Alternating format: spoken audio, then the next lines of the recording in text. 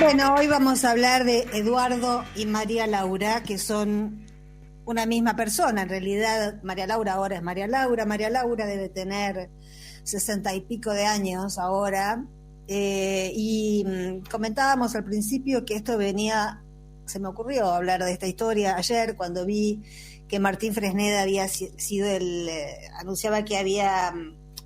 sido el abogado de una nena que nació varón, pero se autopercibe mujer, una nena de 6 años, y que había completado su trámite para cambiar su nombre. Y yo pensaba, cuando veía esa noticia de una familia que posaba feliz, y esa carita de nena, cómo han cambiado las cosas y cómo alguien que ahora tiene 60 y pico de años, que es una cantautora, María Laura Alemán, es una cantautora que circula por el ámbito under, muy reconocida, además directora de coros, muy buena compositora, tuvo que pasar por muchos dilemas internos, por muchos dilemas familiares, y comenzó a autopercibirse mujer cuando era muy chica también. Y sin embargo, no se lo podía decir ni a sí misma, no se podía ni siquiera enterar ella misma de que le estaba pasando algo con su autopercepción, y siguió su vida como varón, jugando al rugby en hindú, casándose, teniendo 3 hijos, con algunas cosas en su vida familiar, algunos detalles en su vida familiar, que, por ejemplo, que le pedía a la esposa que le decolorara un mechón de pelo. Y a raíz de esa situación surge, en realidad, lo que quería contar, que tiene más que ver con la historia de María Laura, con un tema de taller de escritura, con un tema de cómo se manejan las desgrabaciones y que cómo uno, cuando escribe la historia de alguien, siempre a lo que le tiene que prestar atención, más que a nada, más que absolutamente otra cosa, es al sentido de lo que dice. Yo este es uno de los ensayos, el ensayo número 5, son varios ensayos cortos y un cuento que forman la estructura del libro Lo Femenino. Y en este libro, como en otros tantos libros que eran, digamos, corales, conté con la colaboración de gente que hacía algunas notas, y yo después trabajaba sobre el material, ¿no? Hay mucha diferencia en ir a hacer yo la entrevista, porque en la desgrabación, ahí mismo yo iba escuchando y me iba acordando de la cara, me iba acordando de los silencios, me iba acordando de las acciones físicas, me iba acordando de distintas cosas que habían pasado, y yo completaba el sentido de lo que decía la voz en la desgrabación con lo que había visto de la persona, ¿no? En el libro sobre Cristina, por ejemplo, estaba yo hice las entrevistas, entonces tenía la desgrabación, pero también me acordaba si se cruzaba de piernas, si se ponía tensa, si comía, si no comía, si dejaba el café por la mitad, todas esas cosas que completan el sentido. Las largas entrevistas con María Laura las hizo un colaborador mío, y en ese caso, y no solo en este caso, sino en otros casos que me ha pasado también, que laburé con 2 o 3 personas más en libros más grandes donde había más entrevistas para hacer libros corales, lo que le pido a la gente o lo que le pedí en ese momento a la gente que trabajó en esos casos, es la desgrabación absolutamente en bruto, con las indicaciones esas. Indicación de si tose, acción física, si se levanta, si interrumpe el relato, como para que me ayudara y que dejaran absolutamente en bruto, con furcios, con repetición de palabras, con la frase mal, la oralidad es distinta, uno no habla como escribe. Y naturalmente siempre en las entrevistas hay que arreglar un poco la sintaxis y todo eso, pero yo no quería que el que trabajaba conmigo arreglara nada, quería todo bruto, como para tener acceso a la voz del entrevistado y tener acceso a eso que me permitía por ahí sacar alguna conclusión o darle algún matiz. Bueno, cuando estaba trabajando sobre la infancia, en una parte de la desgrabación que tenía que ver con la infancia, María Laura era de una familia bastante acomodada, y tenían una quinta donde jugaban todos los primos, y a la hora de la siesta ella contaba,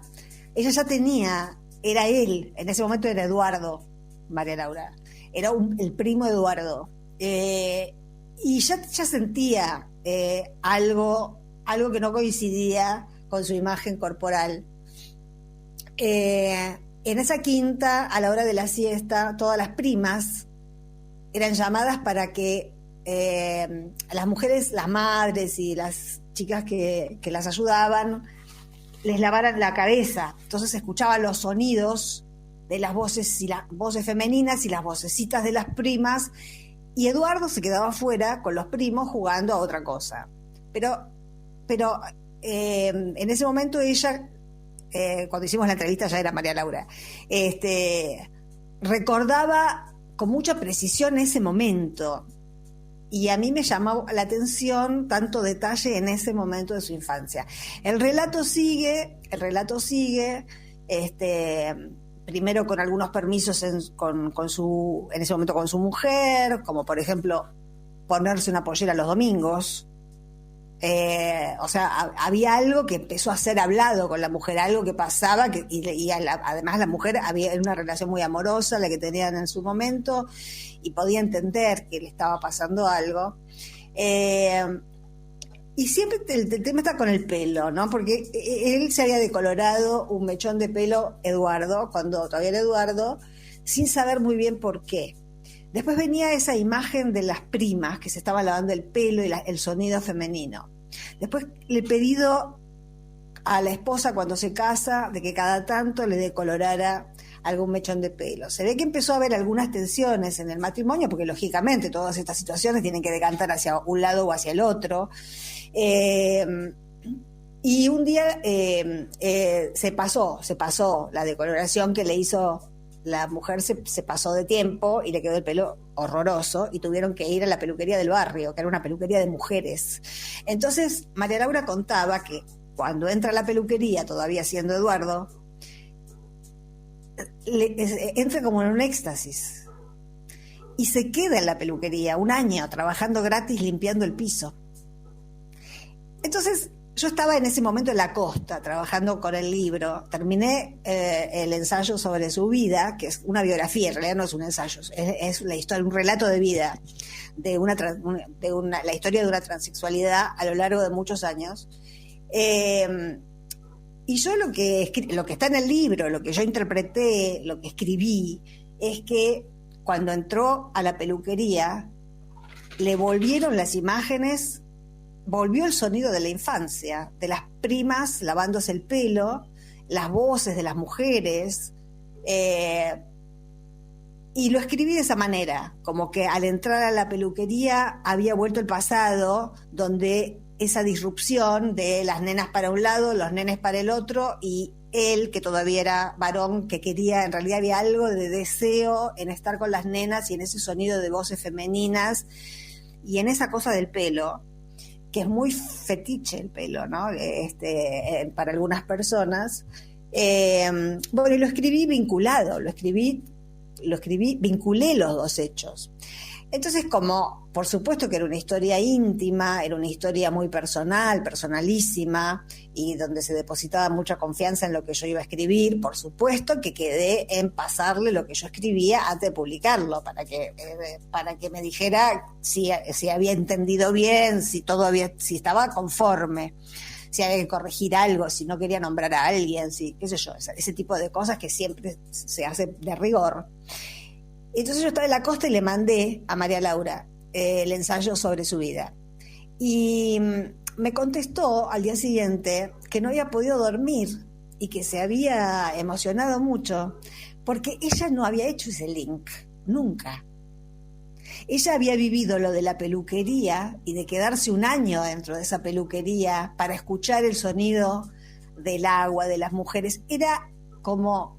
una especie de baño de inmersión en la femineidad que no había podido darse cuando era chiquito, porque era chiquito, no chiquita, cuando le tocó ser niña.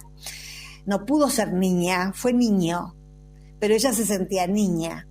Y entonces ese paso por la peluquería es fundante en su decisión de comenzar. Ya tenía 30 y pico de años, era padre de familia, qué sé yo, pero ese paso por la peluquería y ese año que se dio de tiempo para absorber esos sonidos, porque iba ahí y el sentido que más actuaba era el oído. Ella estaba completamente, bueno, música también, ¿no? Ella estaba completamente fascinada con los sonidos que escuchaba en la peluquería, que eran todas voces de mujeres. Entonces, bueno, no era demasiado difícil hacer el link con esa escena de la infancia cuando uno lo ve de afuera y cuando uno tiene toda la desgrabación,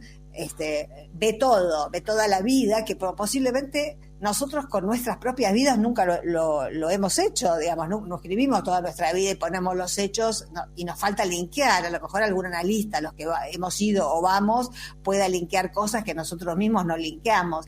Para mí fue bastante sencillo asociar una cosa con la otra, porque eran muy significativas, y bueno, la verdad que fue para mí una gratificación muy grande. A mí siempre me gratifica mucho cuando corroboro que entendí, porque para entender eso hay que poner más que la cabeza, digamos, hay que poner mucha empatía, hay que ponerse en el lugar del otro y tratar de sentir lo que está sintiendo ese personaje, ¿no? Por eso Olga Tokarczuk, cuando habla de la literatura y habla del narrador tierno, dice que uno no puede ser escritor si no es con un poco de ternura, porque la ternura es la que nos facilita ponernos en el lugar del otro, del personaje, que puede ser un personaje que inventamos, o puede ser un personaje de ficción, o puede ser un personaje real, pero que si no hay una posibilidad de ponerse en el lugar del otro, hay cosas del otro que uno no entiende, y por eso es necesaria la ternura. Así que bueno, María Laura tardó muchos años en asumir su identidad sexual. No pudo hacerlo en la infancia como algunos niños ahora sí pueden hacerlo, pero hay otra cosa ya con esto cierro, pero hay otra cosa que también me pareció tan literal, que me llamó mucho la atención y me quedé muchos años pensando en eso, porque cuando decide irse de la casa, separarse, vivir como una mujer, y se va de Barrio Norte a vivir al 11, empieza una vida de caminatas. Caminaba kilómetros y kilómetros y kilómetros, iba a la Costanera Sur, a la Costanera Norte, volvía al 11, se iba para Barrio Norte, volvía.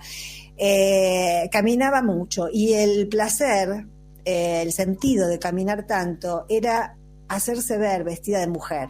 que era lo que no había podido hacer durante 30 y pico de años. Ir por la calle delante de todos vestida de mujer, había como un goce no solo en sentirse mujer, porque se había sentido desde chica mujer, sino que ahora que había dado el paso de decirle al mundo, específicamente a su familia, a sus hijos, a su mujer, a sus padres, a sus hermanos, que en general fue, salvo algunos 2 o 3 casos, fue muy aceptada la noticia,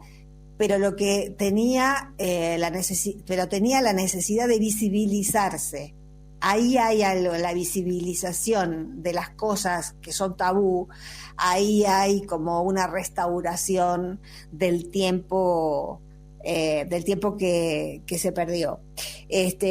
Así que es una historia que yo quiero mucho, donde